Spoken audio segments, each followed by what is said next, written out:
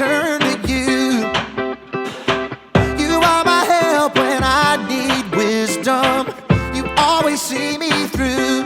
To know that you're chasing after me, it makes me wanna run to where you are. God, you make this journey worth it. I give you all my heart. When I don't know what to do, you help me figure it out. God, I run to you. When I need a solution, I have no doubt that I will run to you. I run to you. I run to you.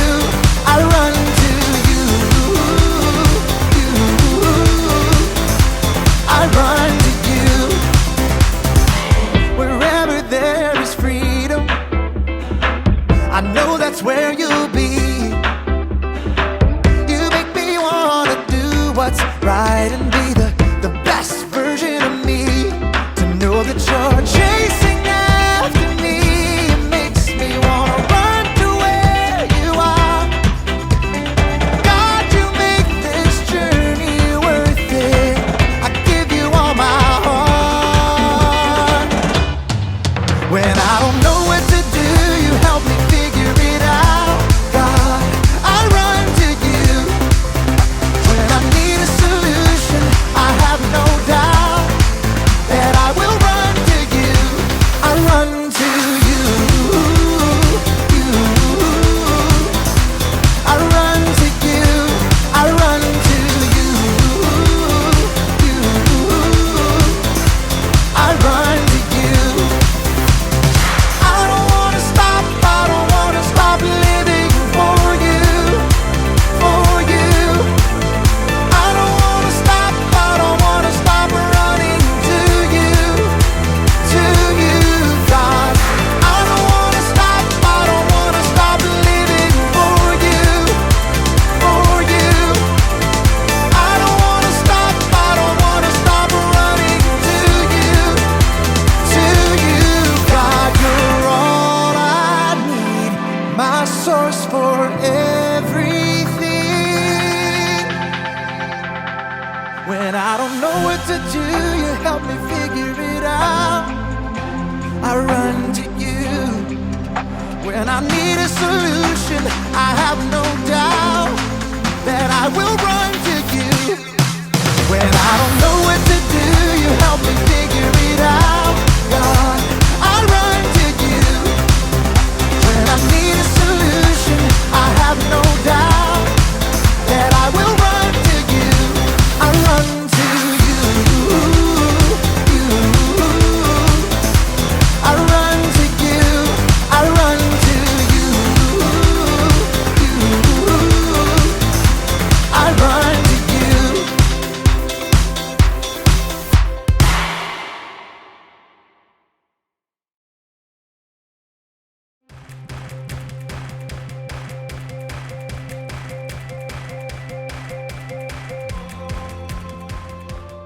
Hello, adventurers! It's me, Haley, or as I am known in treasure hunting circles, Arizona Haley!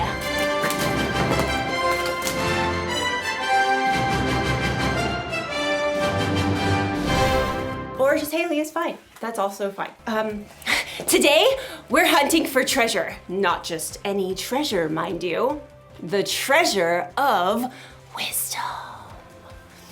Wisdom is finding out what you should do and doing it. Now, you may be thinking, wisdom doesn't sound like much of a treasure, but treasure can come in all shapes and sizes. Like this piece of pottery. It doesn't look like much, but if you look closer, closest, there. If I had to guess, I'd say this artifact is probably a few thousand years old. Phoenician, probably. These markings suggest that this pot could be of Carthaginian origin.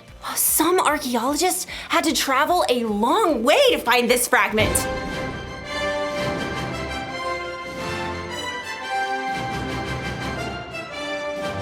Who can say how much this piece is worth? I'm thinking 14, 15, that. $7.49. It looks like our archaeologist friend didn't have to travel so far after all.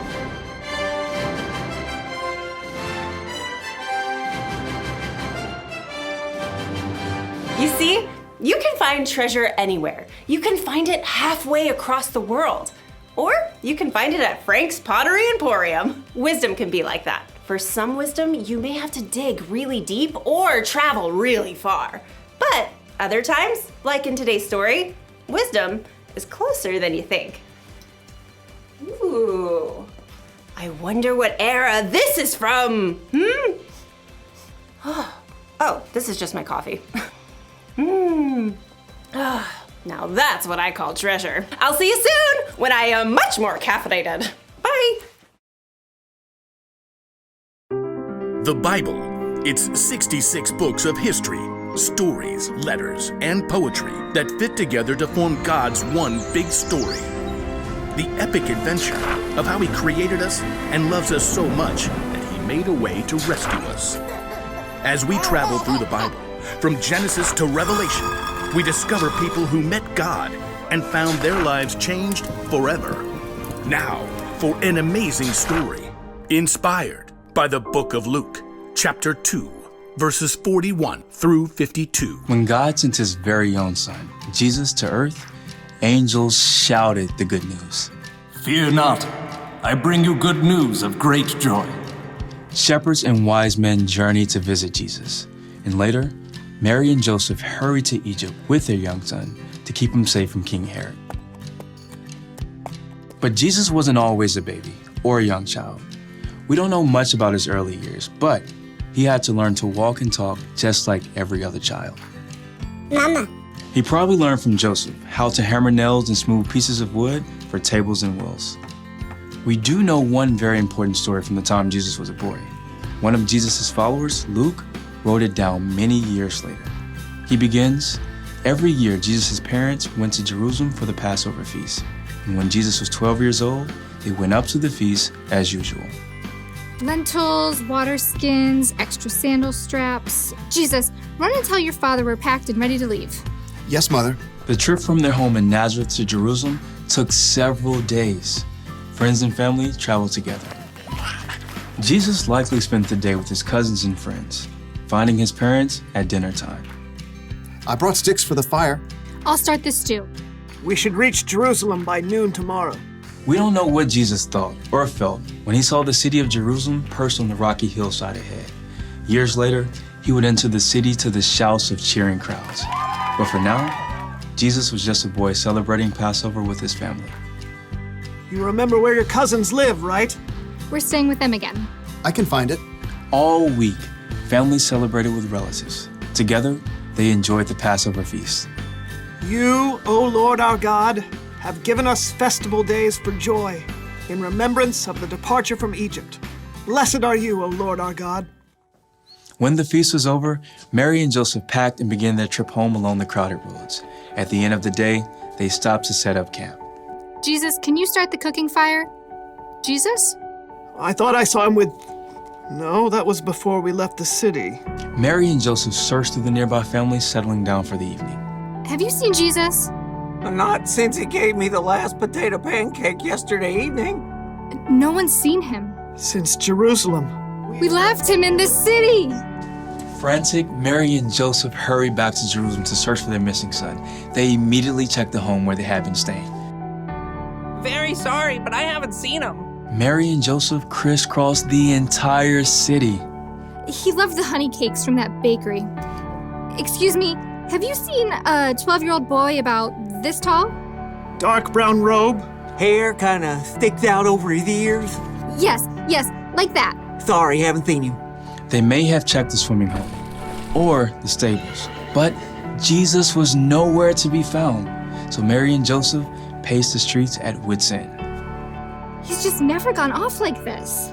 I don't think he's here. We've searched the whole city. Everywhere except... As Mary and Joseph turned the corner, high white walls rose ahead of them. The temple! We'll check the courtyard. Just in case. The courtyard was filled with visitors still in the city for Passover. As they circled the open space, Mary froze. Joseph, there! Just ahead, they saw their son. Jesus was sitting with a group of teachers, listening and asking questions. Teacher, isn't it always right to be kind, even if it means giving money to a beggar on the Sabbath? The teachers nodded in agreement and amazement, but Mary and Joseph rushed forward. Jesus! Son, why have you treated us like this? Grabbing her boy, Mary hugged Jesus so hard she nearly squeezed the air out of him. Your father and I have been worried about you. We've been looking for you everywhere. Why were you looking for me? Didn't you know I had to be in my Father's house? All I know is no more stunts like this, okay? Jesus returned to Nazareth with his parents, obeying everything they asked of him. As he grew wiser and stronger. He also became more and more pleasing to God and to others.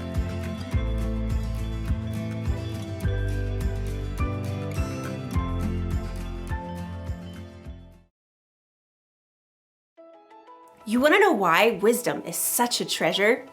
Because we have so many choices to make in our lives. Wisdom can help us know what to do and when to do it, what to say and how to say it, where to go, who to hang out with, all the choices. Wisdom is a very valuable treasure. So, where do we find wisdom? When Mary and Joseph were searching all over for Jesus, they found him in the temple asking questions and listening to wisdom from the teachers. So maybe we can search for wisdom from our church leaders.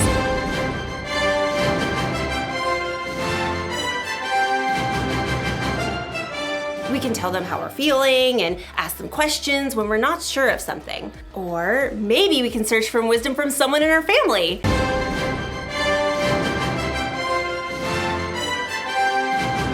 Your family probably knows you better than anyone, and they can help you make tough decisions in a way that no one else can. And there's another place that we can search for wisdom. Ta-da! The Bible is full of God's wisdom. Maybe you have one that looks like this. Or maybe you can find a Bible app on someone's phone, and then you should take some time to read it. Or have someone read it to you. Some people spend their lives searching for wisdom in the Bible. That's because wisdom is worth searching for. That's the one thing to remember today. Wisdom is worth searching for. Travel the world if you can, or look in your own home. But keep searching for wisdom. Valuable treasure awaits! Like this Etruscan urn shard. Ah! Hopefully that wasn't too valuable. Well, I will see you next time on our next adventure. I really hope we have some Etruscan glue.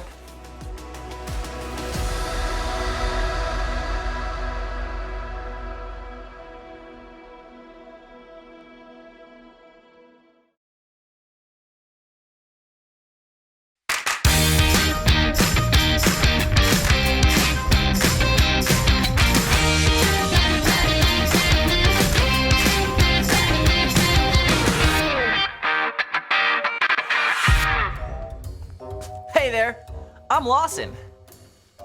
Honestly, it's kind of boring down here. I think we need a change of scenery. What say I climb on top of the minivan and I film myself while we drive down the road? Good idea, right? What say no? Okay, fine, we'll do that next time. Meanwhile, I've got a fantastic story from this kid Levi my cousin knows. Now, Levi's mom likes to read a verse at breakfast every day. One morning, she hands Levi her Bible app and says, "Try this one." So, Levi reads it out loud. Proverbs 22:3. Wise people see danger and go to a safe place, but childish people keep going and suffer for it. Levi's like, how do you see danger? Unless it's a meteorite blazing in from outer space. Levi wonders if he needs special glasses. Or laser ray vision goggles. But mom tells Levi that if he just pays close attention, you'll see the signs. So, Levi decides he's going to look for signs of danger all day.